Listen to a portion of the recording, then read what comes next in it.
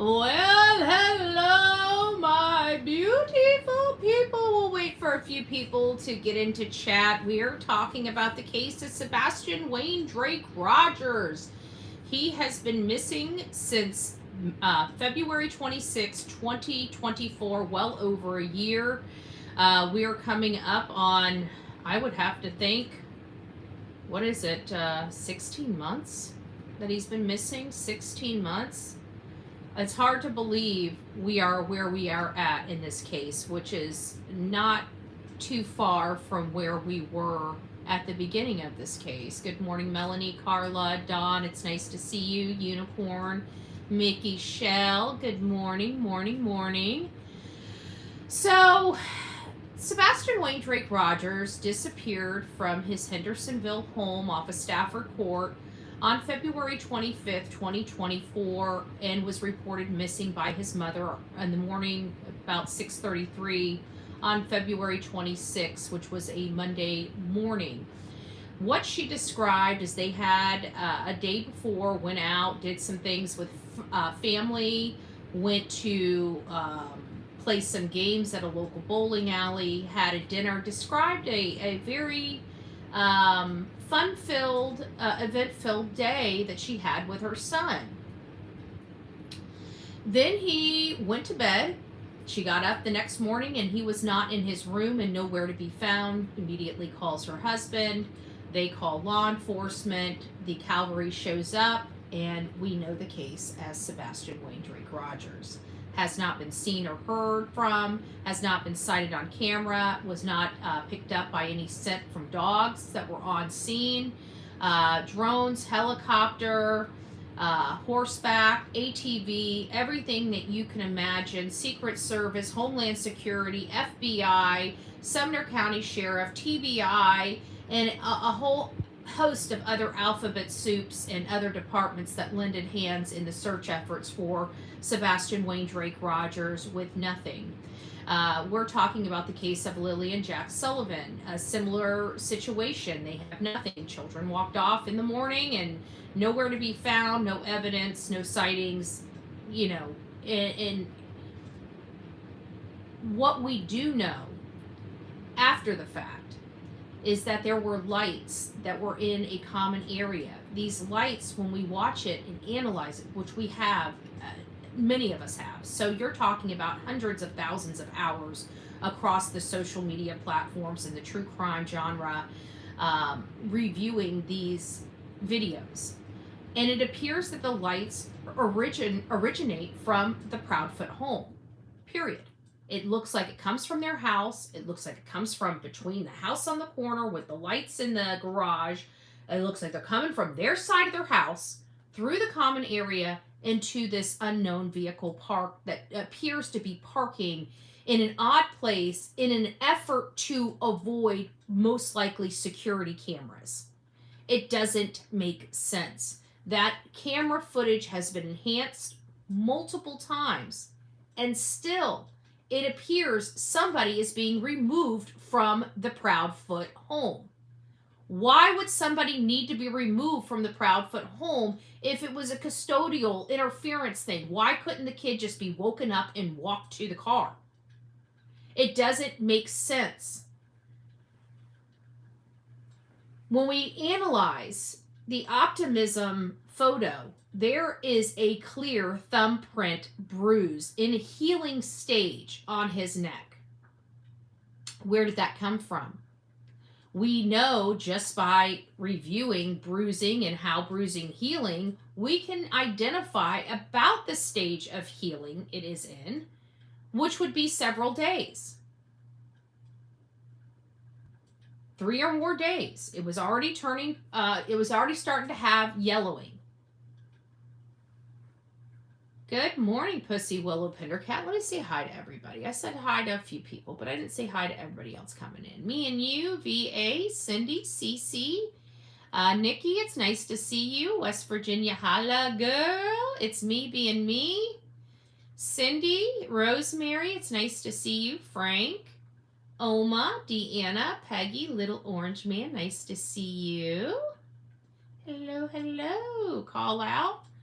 Who cares? We got other kids to find now. Oh, good gracious. Let's go ahead and block you. Have a great day. God bless. I hope you can turn that frown upside down, but you just definitely do not belong as part of the Bullhorn Betty clan. So, did I say hi to you, Unicorn? Dreaming of blue skies and sandy beaches. Oh, thank you. Thank you for the little gift. It just popped up as I was getting to you. Niner Nana, it's nice to see you. Teresa, Groovy Gal. Treese, it's nice to see you. And Whispering Winds, SRK, it's nice to see you. So we haven't been keeping up on the Sebastian Wayne Drake Rogers case because I feel like it's a little bit of cooling. What do I mean by that?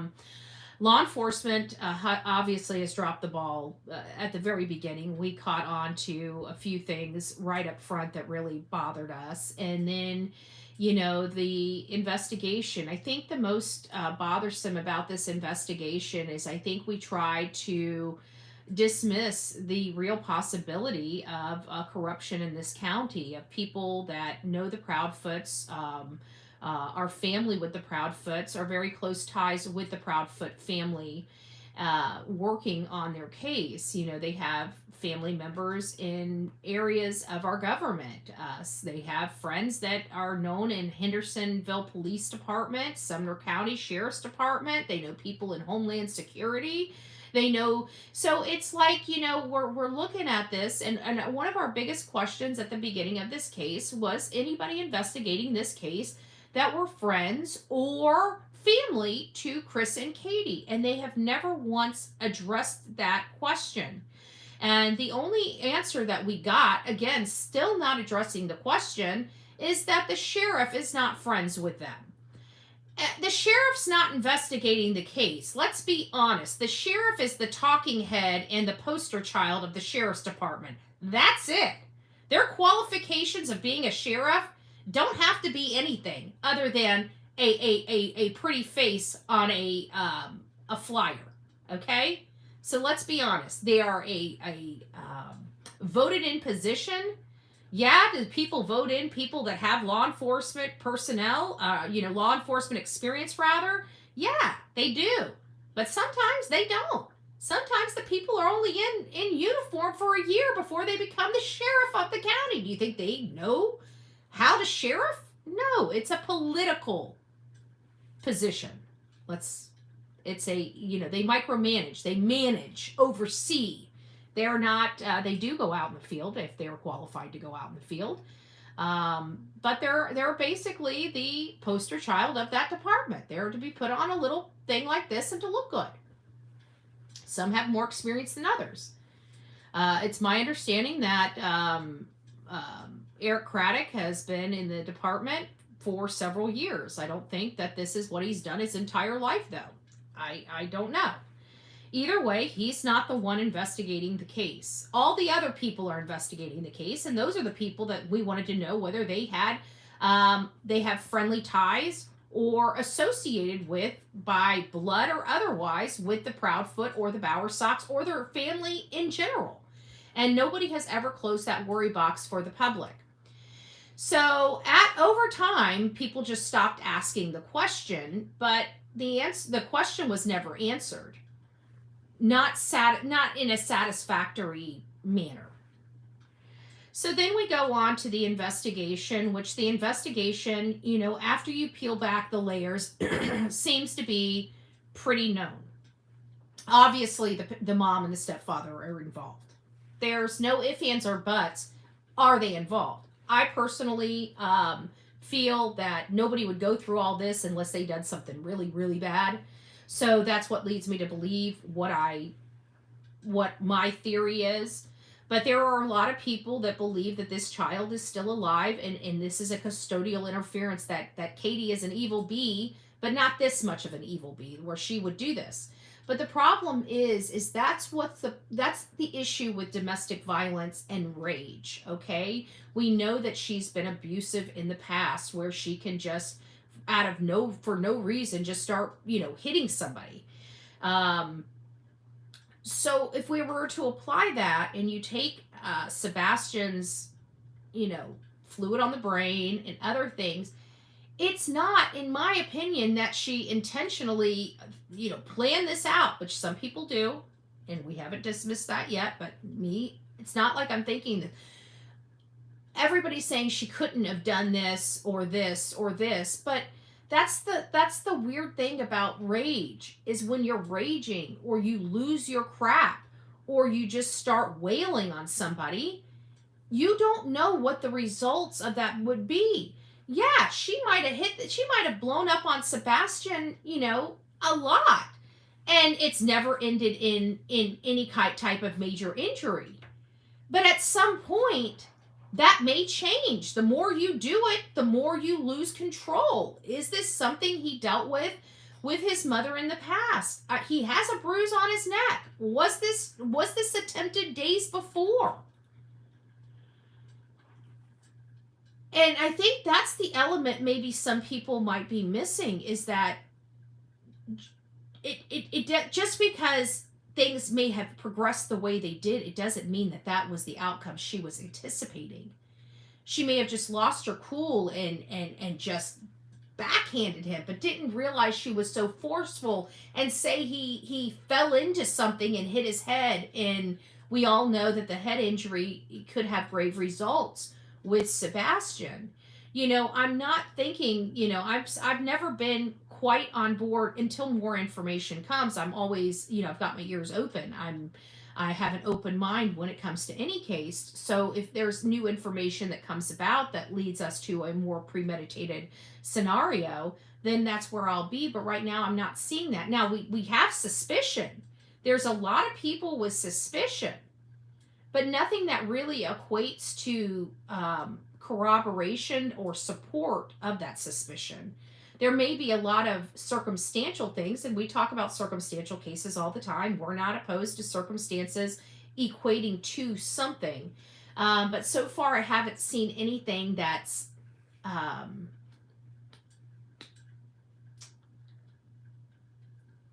circumstantial enough that it actually equals what people are speculating, if that makes sense. I'm trying to, like, I know people are saying things are happening and are producing some things that help support that, but it's not enough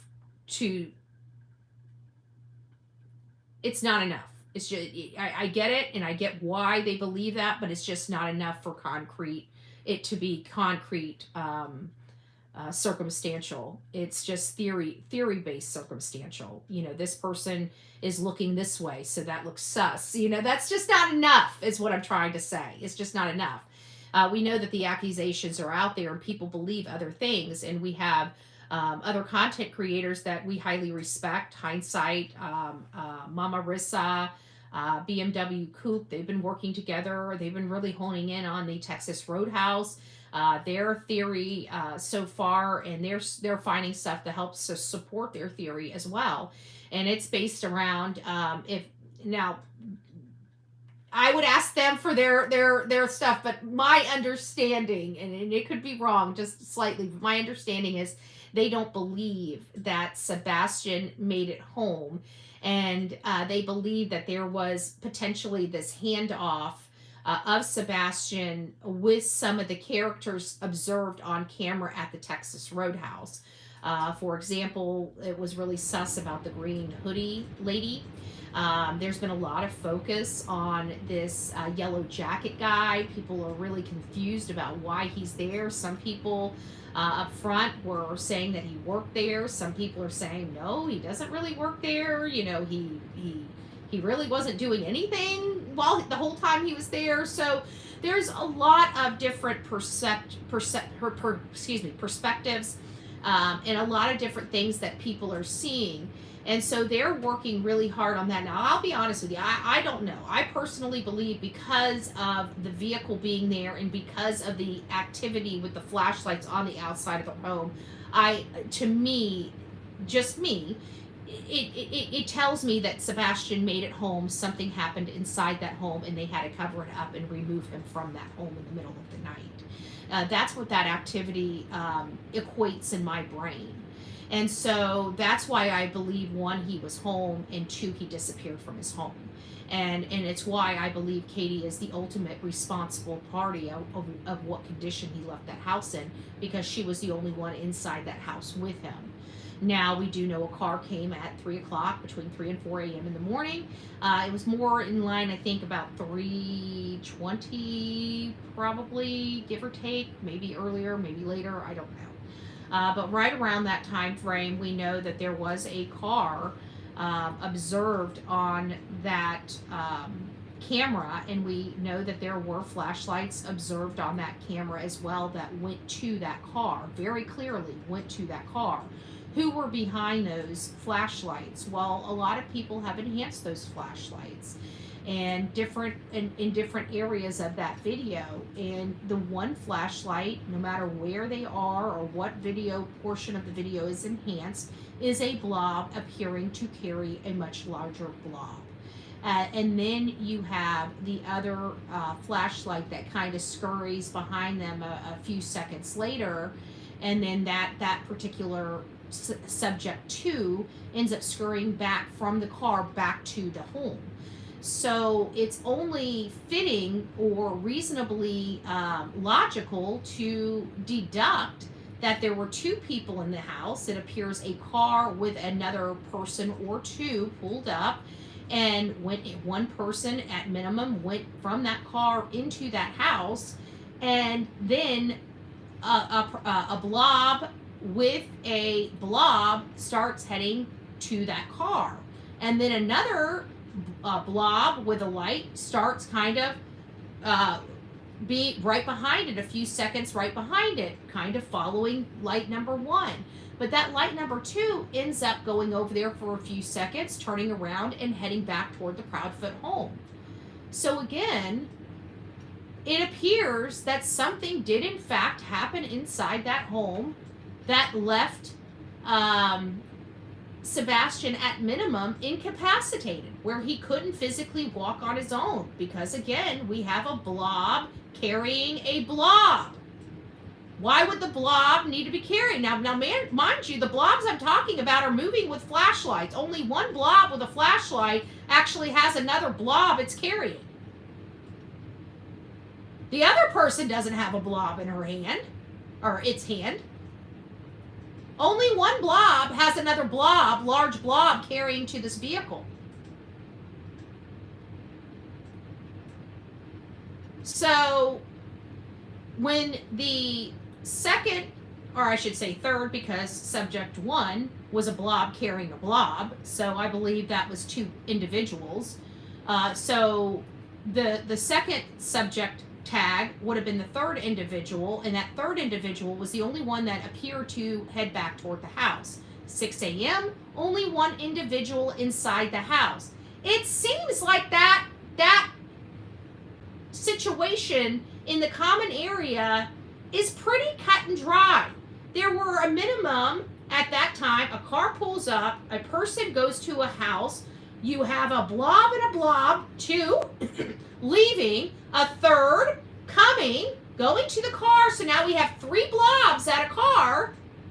How many people live in that house on a normal day?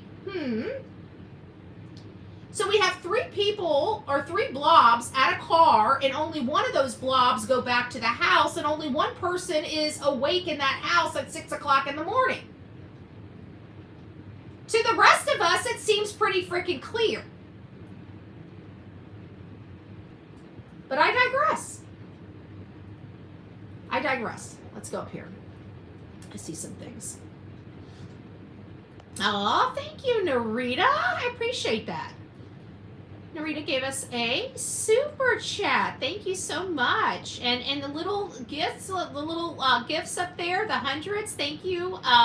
Dreaming blue skies and sandy beaches. I see those. Thank you so much. And we have Lisa B. Always. She says, how could L's Sebastian ever be released? Sebastian would tell his story if hindsight's theory is correct.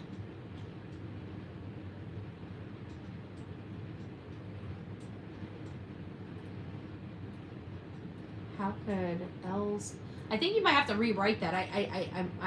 I'm misunderstanding. How could L's Sebastian ever be released? How could something? I'm misreading that. Blob's names, Casey, Katie, and Chris. Yeah, that's what I agree. Totally agree. The Blobs have gotten away with it so far. Yeah, that's it. Let me see if Lisa B always corrected that. You can just write it in the chat, Lisa. But I didn't know what the L's mean. What's the L's? What are you referring to with the L's? All I want my birthday is Sebastian to be found. Aw, yeah, I know. My birthday's coming up too, September. It's not too far away. I'll be big 4-6. Be the big 4-6.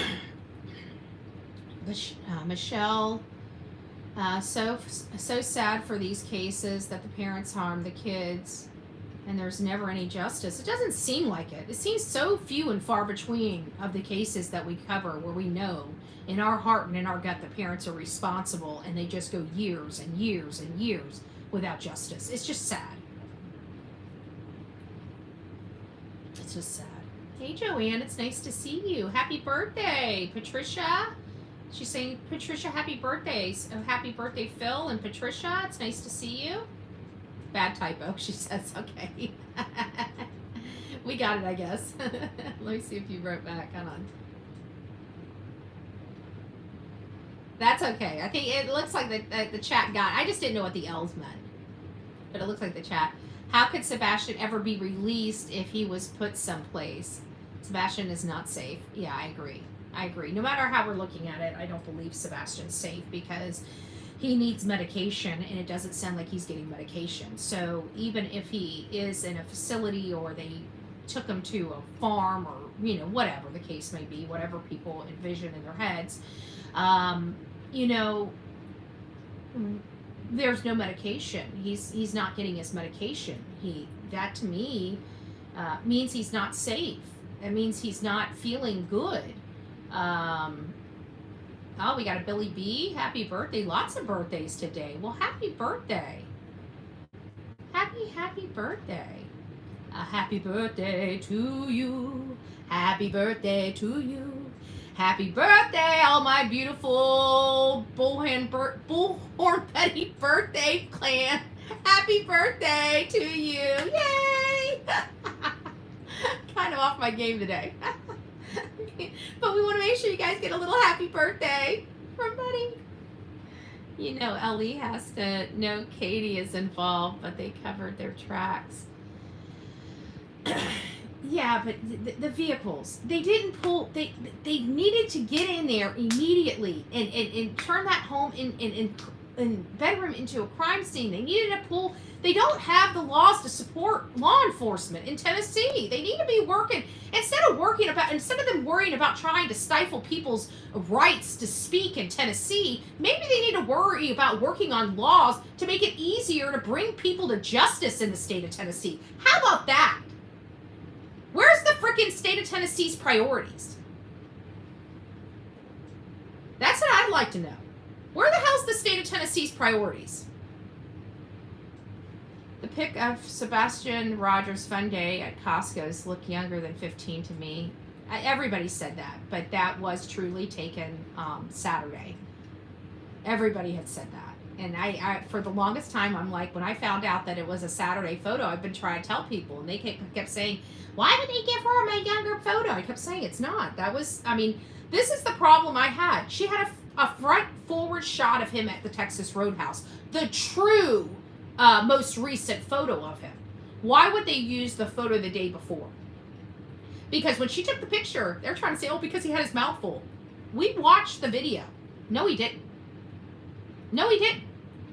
He put his thing down and he looked up like this. Right? So why did they use that photo from the Texas Roadhouse, which was truly the most recent photo of him? They use it from the Saturday before. I think because it's sus. I don't think they knew he took the photo. I don't think she told them. I don't think she told law enforcement she had that photo. Did she delete the photos she took on the Texas Roadhouse off of her phone? I don't know. possible. No? Tennessee loyalty is with the crooks. So much corruption.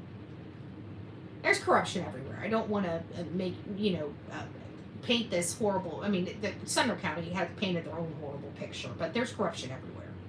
There's different types of corruption. Their type of corruption is dangerous. It's dangerous to the public. Other types of corruption is more internal politics, political power, behind the scenes money, having the hand in the cookie jar type shit. But this type of corruption is wildly different. This is, they will protect the insiders at all costs. That's the dangerous kind. I would be in jail already months ago because I would be up. Yeah, we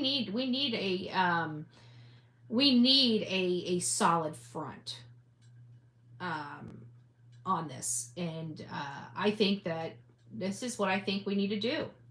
I think we need to go to the governor's mansion. I think we need to I think this needs to be about Sebastian, but it also needs to be about Summer Wells, Layla Santinello, Holland Snap. It needs to be about a whole lot of them. I think we need to show up with 100 to 200 people at the governor's mansion demanding change. That if you want to really help, that right there is the way to shock. Do it all above board, peacefully, properly.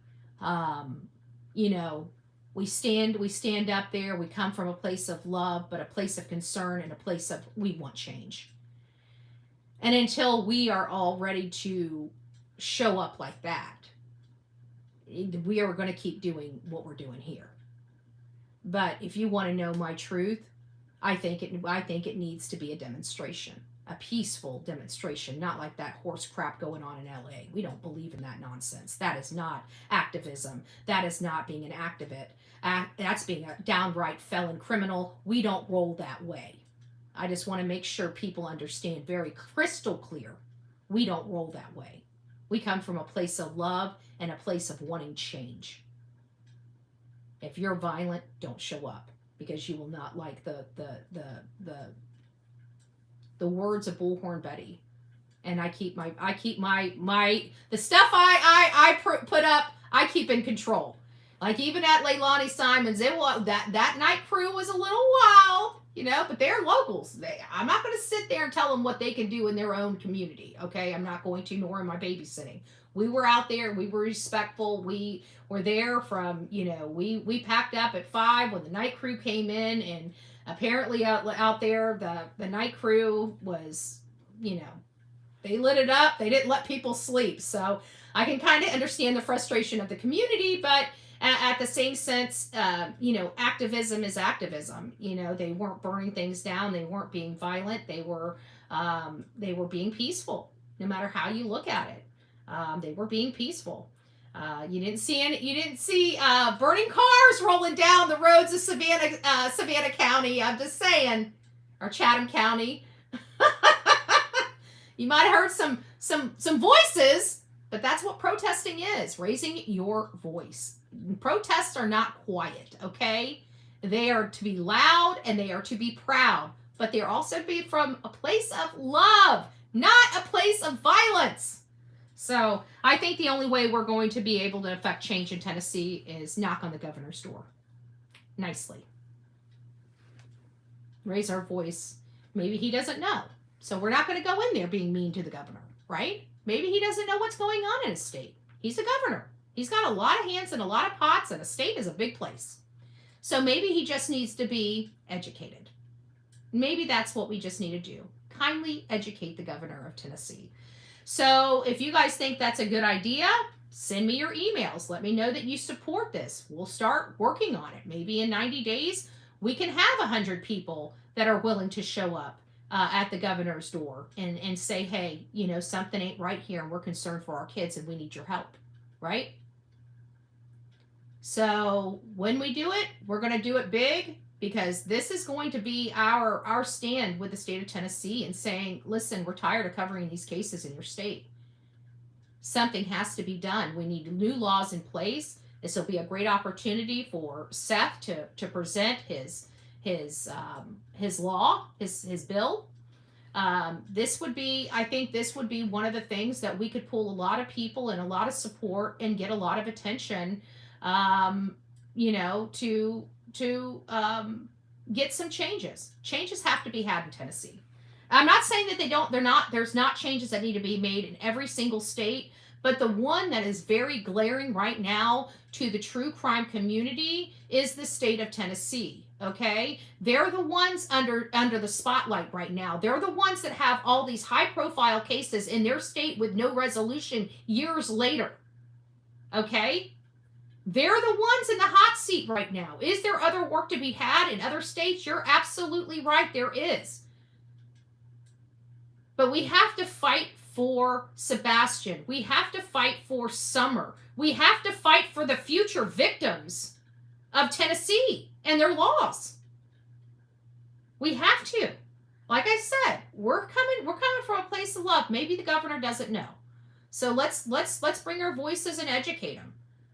And I think that's what we need to do. So I'm going to start working on this. And I hope I get the support of the true crime community. I would like to hear from some content creators, as this is going to be a demonstration. That means there's going to be people that are going to be speaking at this demonstration. This is not going to be a typical Bullhorn Betty protest. This is going to be one where we are demanding and calling for action in the state of Tennessee. So we're going to have speakers. I'd like to have some politicians. I'd like to have this be an actual event, something that lasts a couple hours, that people come up on stage and speak about how they think we need to make changes in the state of Tennessee to better protect our children. Katie and Chris arranged the demise of Sebastian Rogers. In my opinion, Terry Bowersox wanted in on it. Allegedly, in my opinion, Katie never wanted to see Seth again. So much evil. I believe that. And YouTuber says a sign for the governor's protest and a sign for the governor's protest. Okay. We'll start planning it. If people have some ideas for things that need to be on the signs, we need to have all of the victims in Tennessee on signs. We need to have Summer Wells on signs, Sebastian Rogers on signs, Layla Santinello, all the cases that came before these cases, before we were even in the true crime genre or true crime community. But this has got to be a demonstration, a call to action to the politicians in the state of Tennessee. It is time for change. They want to arrest people for posting flyers on polls.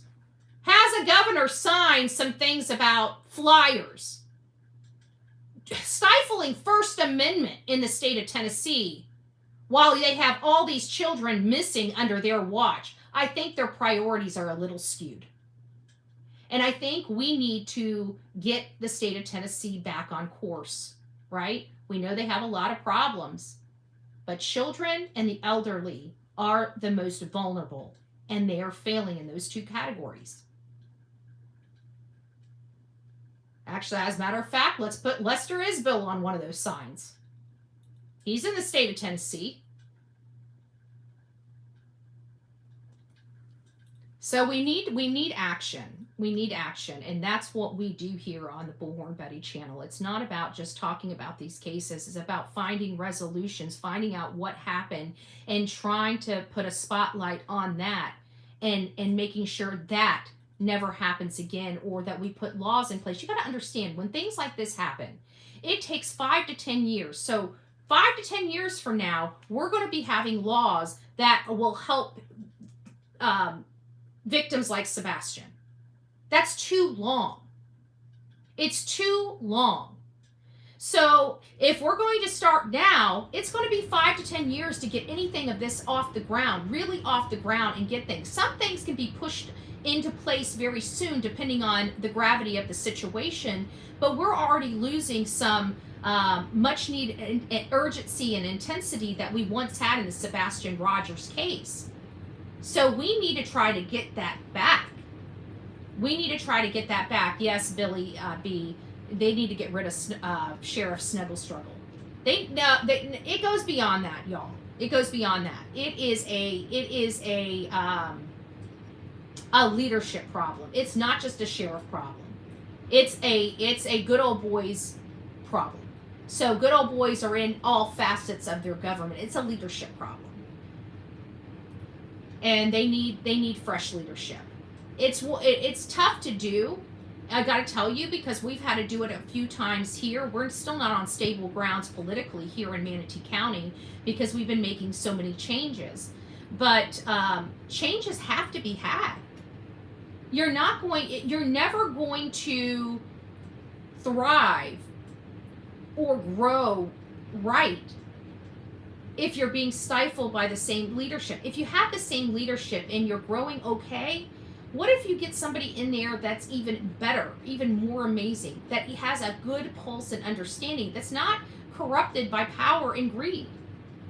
They'll eventually get corrupted by power and greed. Guys, it happens all the time. I see it every day in politics. It doesn't matter. You have the best doughy-eyed person that just has their heart in the right place. They go in there, they get beat up. Next thing they know, they're on board with everything.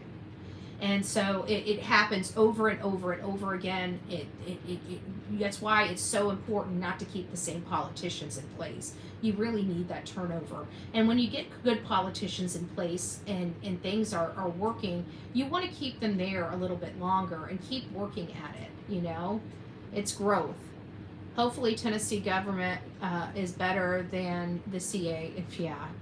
No, Billy, he's more reasonable. Gavin Newsom is an idiot. Okay, he's an insider. He wanted this civil unrest. He's inciting the civil unrest. He's acting like, oh, these raids are coming into the raids are happening in everybody's community. Okay, cut it out. They're acting like, oh my God, they're going over to California and just picking on California. No, they're not. Every single state is dealing with this. You don't see people blowing up their freaking states only in the state of California, right?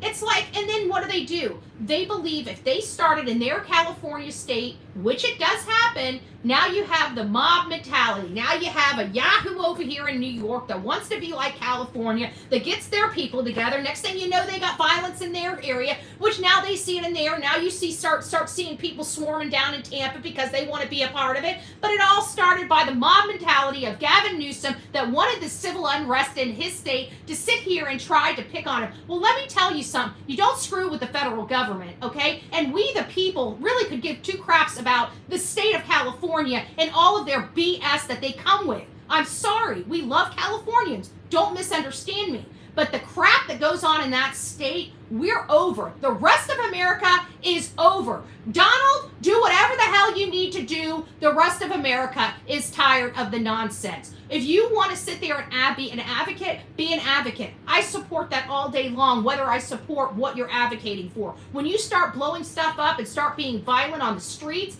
no, that's not avocation. That's being a criminal. And I'm sorry, I oppose criminals. I have set up my channels to fight the crime, to put people in jail that do this type of stuff. There's no way I'm supporting it. I believe in true blue activism, raising your voices, having peaceful protests, picket signs, loud and proud. What I'm seeing in California, I'm sick of seeing in California. And why is it always them that starts it?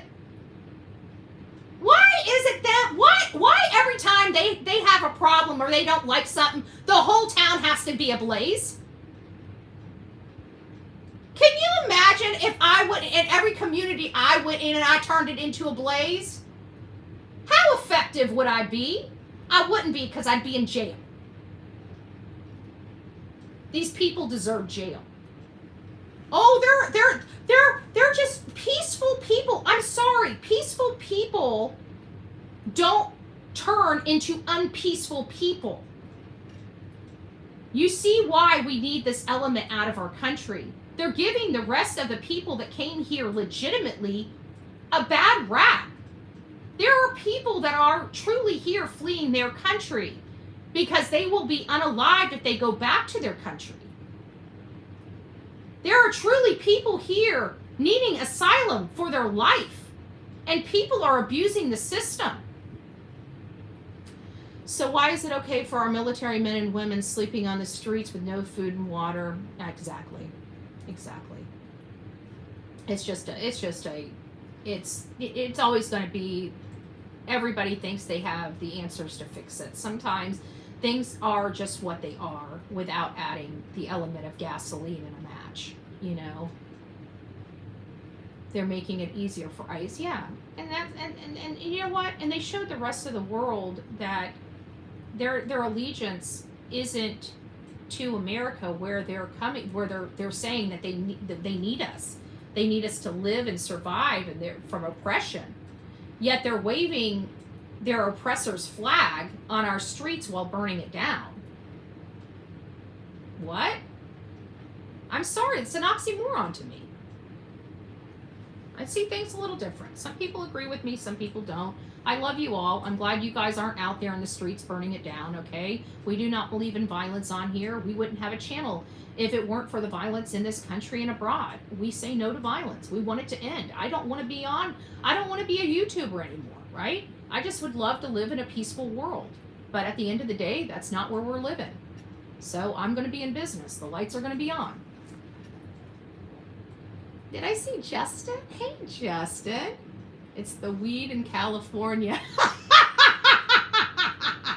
They've been mixing it with too much stuff.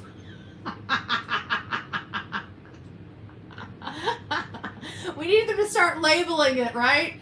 I remember when I was in high school, I had this friend. His name was Kalen, and man, he had names for every type of bud. Who's yeah. You know, that's that Peruvian green bud. Yeah, that's that Mexican brown bud. You know, he would go through.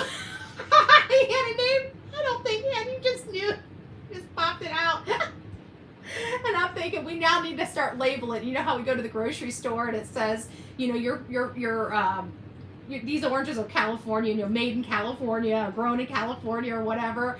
We need labels on our weed now. It says in California, like, nah, we don't want California stuff. Do you got anything from Wyoming? Do you got anything from Wyoming? Colorado? We'll take Colorado.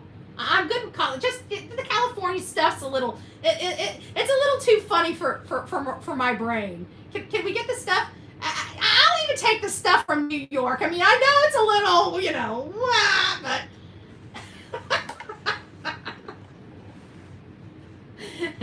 the California brown bud's making them do it. You know what it might be? I shouldn't make fun of it. You know what it might be, Justin? It actually might be because of the fires. They might be acting out because they have no bud at all.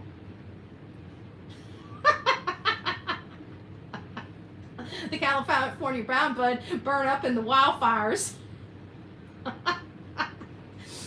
I can't with this stuff. They're being idiots, yeah. The California crazy bud. Stay away from the California crazy bud, y'all. Next time you go into the dispensary, say, can you tell me the location this was grown, please? I'm starting to have tears come out of my eyes. I'm laughing so much. Where can I see these blob videos, Miss Betty? I know that Hindsight has, actually, I think she's the only one that was able to enhance the blob in the video. She did an amazing job, because what other people were doing was still photos, like they would have the video and then take the screenshot, enhance the screenshot. Well, Hindsight actually was able to enhance the moving video, and you could clearly see the blob in the blob's hand. I mean, there's no ifs, ands, or buts about it. But Hindsight, I would say, her shorts. I think it's in her shorts. And I think it's in her shorts here on YouTube. But she also has a TikTok channel. So if you don't find it on here, go over to her TikTok channel. But she has it, and you'll see the blob. I might have a copy of it. Hold on. If you give me just a second, let me go through my my photos here. I'll just take this off right now until I find a photo. Why isn't it letting me go through my photos? Why doesn't it let me go through my photos? Oh, there it is. Okay, let's put that one back up, and then we'll go through the photos. I've got a photo of the blob. Hold on. I got a photo of the blob. I just saw it because I was going through it because I'm thinking about making another video on Sebastian Rogers. I did just see the blob. Can you guys still hear me? There it is. There's one. Here's one of the blobs right there. Let me keep going through here. I've got more.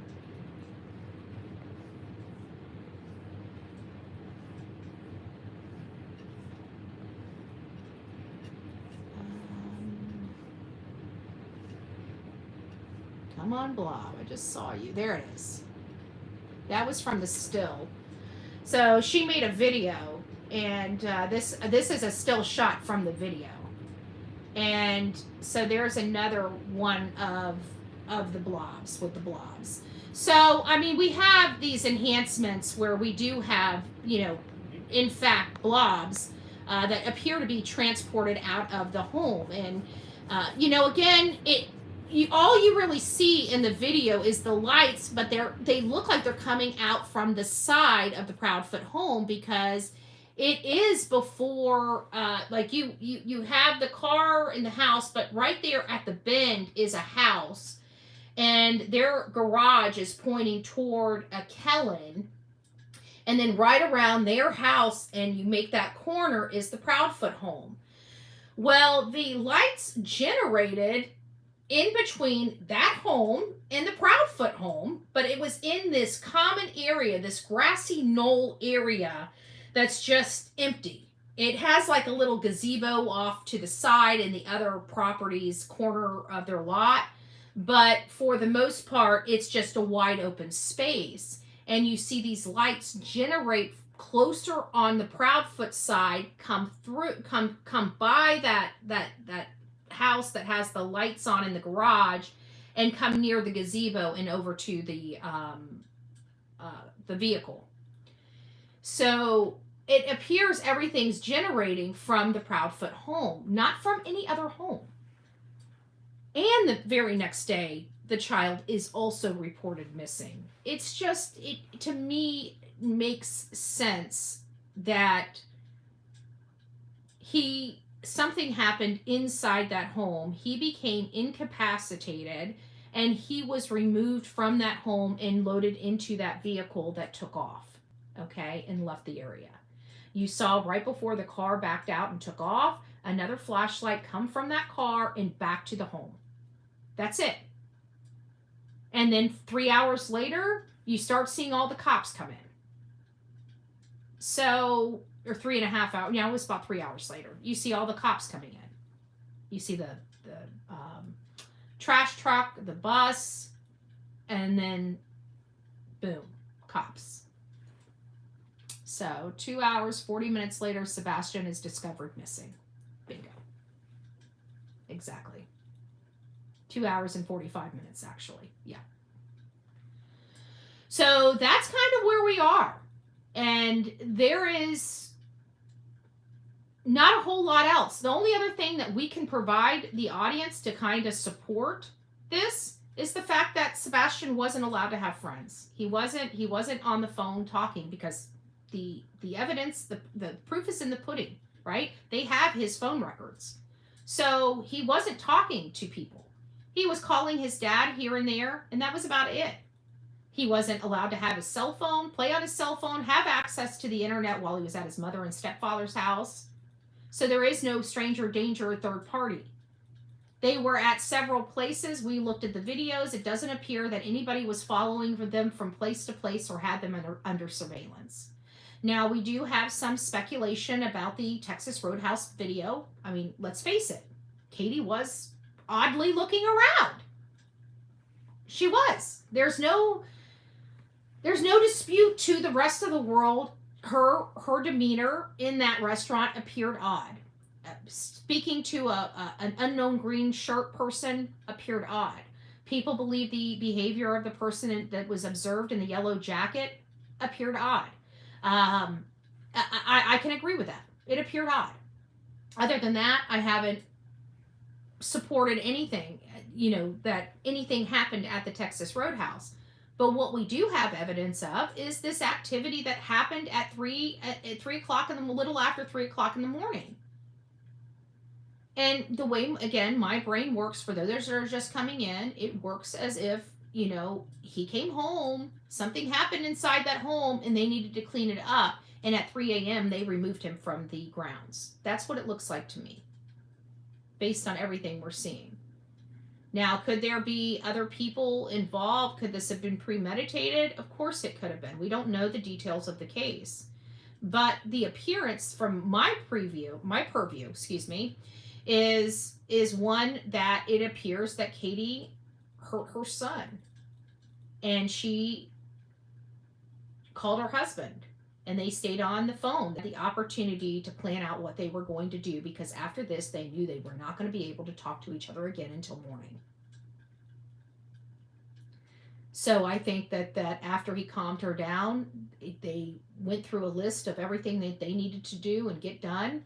And when he got off the phone with her, he started making his way to Hendersonville. I think the timeline supports him having just enough time to come down to Hendersonville from Mississippi, stay up to 10 minutes inside that house, still turn around, make it back to Memphis, Tennessee with another 15 minutes to 20 minutes to spare before he made the call. 15 minutes, without a doubt, to spare before he made the 911 or the non-emergency dispatch call. It gave him 15 minutes, and then 6:33. The way everything appears to be based on the timeline and everything that we've collected from people on his job site, it appears he must have got on the job site around 6:30, probably made the phone call to law enforcement while he was still in his truck. And it appears that once he ended the phone call with law enforcement, he went in, checked in, clocked in, and went to work. It appears that he was most likely clocked in by 6:45, and he was up in his crane by 7 a.m. That's what the evidence that I've been able to collect supports. It supports him not being in the crane when he made that non-emergency dispatch call to law enforcement. So I truly believe wherever his truck was, he was sitting inside his truck. And I think that if they look at the cell phone towers, they will be able to see the slight movement from the time he hung up the phone with law enforcement moving from his truck to the job site. I truly feel that they will find that on the data records. So that's where we are. So I just wanted to read this one statement that was in our Justice for Sebastian Rogers group. Give me just a second. I don't know where it went. I did have it here, and then it disappeared. I'm going to post. Okay, here it is. So this was an interesting post, and this was from one of our contributors in the Justice for Sebastian Rogers, Sebastian's Army group. And it says, after listening to the witness at Ford's Pond in Oregon, unfortunately, I'm starting to think that they did cremate Sebastian's remains. Why else does Katie have a tattoo with a green heart and a cross? That was a memorial tattoo. We all know that. So she already identified after she received that tattoo, she believes her son is dead. Why were they sitting there staring into the pond? CP states he would not be found, and everyone will study this case for years to come. I don't want to believe this, but it seems to make sense. He does have family in the crematory business, so LE better start checking as potential leads. In my opinion, he is not in a facility. They couldn't afford it to begin with, and no one is coming forward. Also, this would leave this wide open for a lot of arrests and businesses losing their license. So I thought that was well put, but the Oregon Pond right now, believe it or not, I know that people are running with that Oregon Pond, but that has not been confirmed or corroborated. We know that the lady has. She truly believes that she saw Chris and Katie there. But other than that, I don't believe we've got any confirmation it truly was them there. And I think we need to look at that. Do I believe that they were there? I don't know whether they were there or not. I know that they traveled a lot throughout states, which led me to believe of the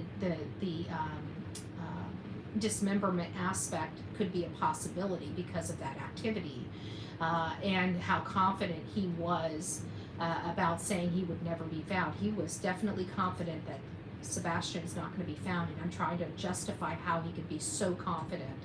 And the only way I can be so confident is if he knows he destroyed him, every bit of him. And so that's where my mindset is. So,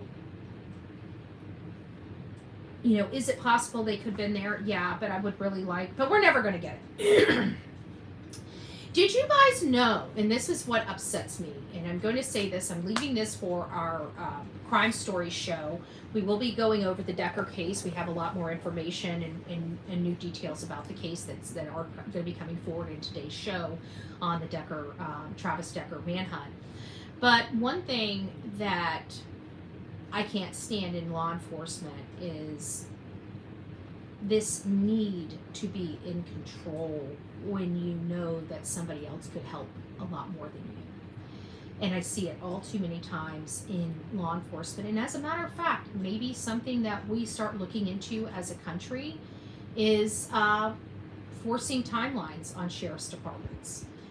If you can't close a case or get information on a case by, after you've had the case open for XYZ date, it needs to be moved on.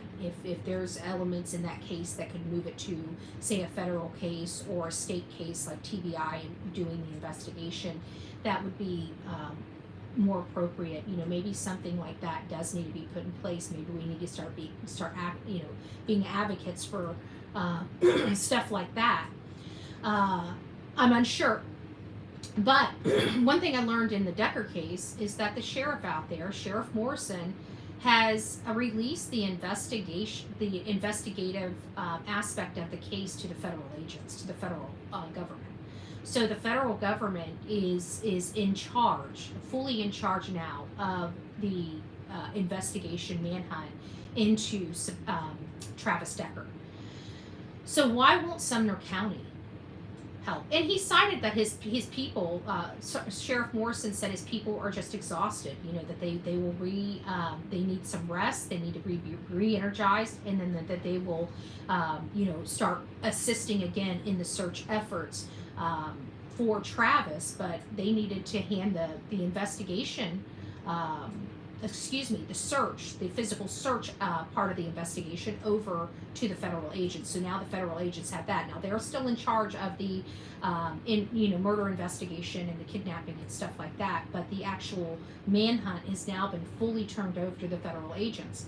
So I don't understand why, when you're in a pickle and you know that your people are exhausted, why you don't turn the case over.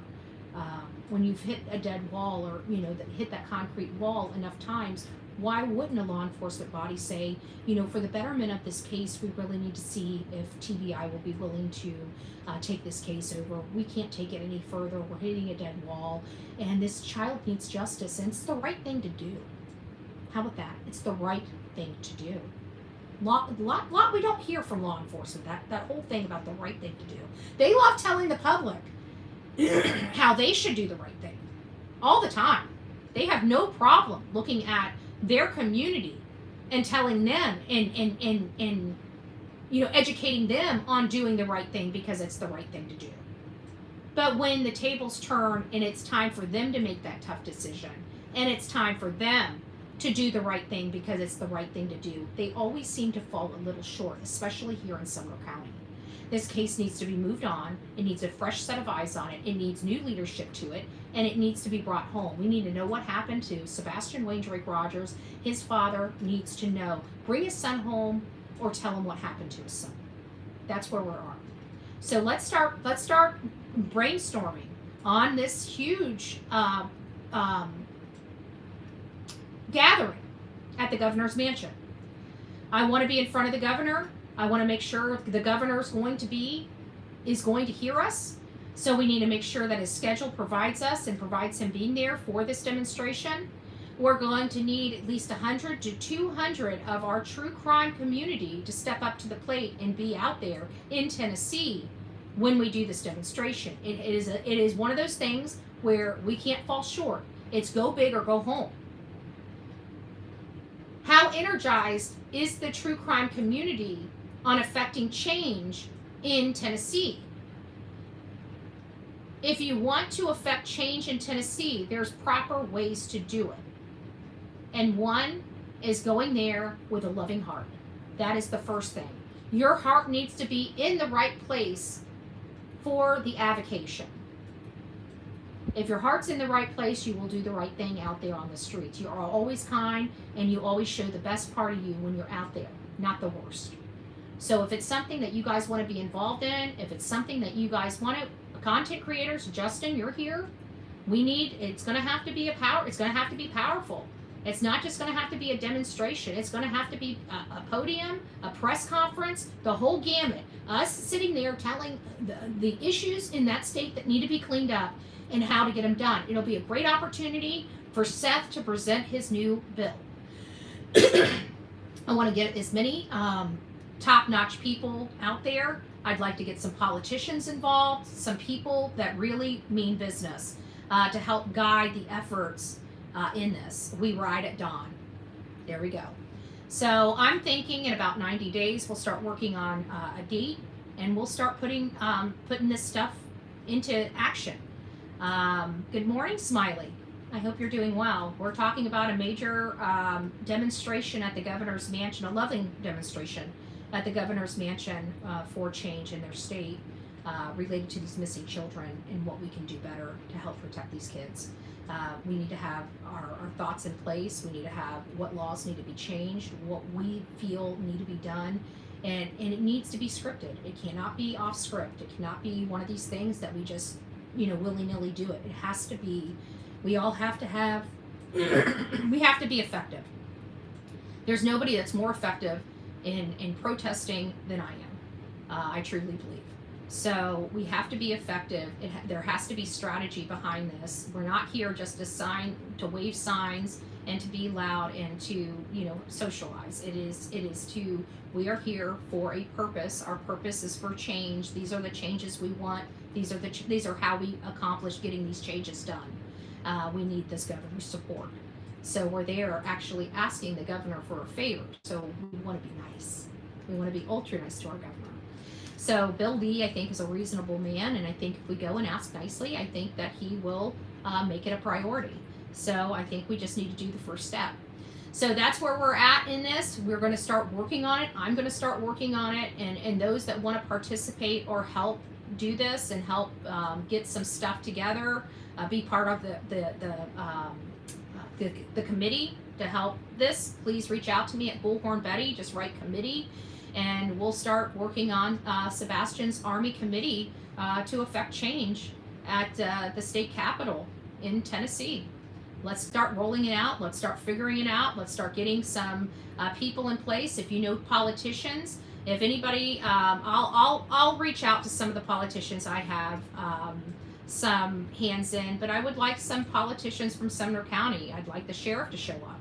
I won't hold my breath, but I'd like the sheriff to show up, but I doubt he will. We're here to affect change. We're here to protect our children, our most vulnerable. This is not just children. We're talking about our elderly as well. We cannot forget Lester Isbell. He is in Tennessee. We need to protect our most vulnerable. Our most vulnerable are our youngest and our oldest. Okay? And it takes the middle to fight for their protection. So that's what we're doing. We're calling on the middle to help raise our voices and to ask Governor Bill Lee to prioritize some things.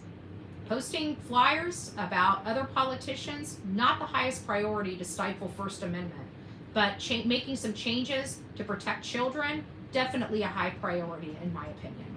God bless.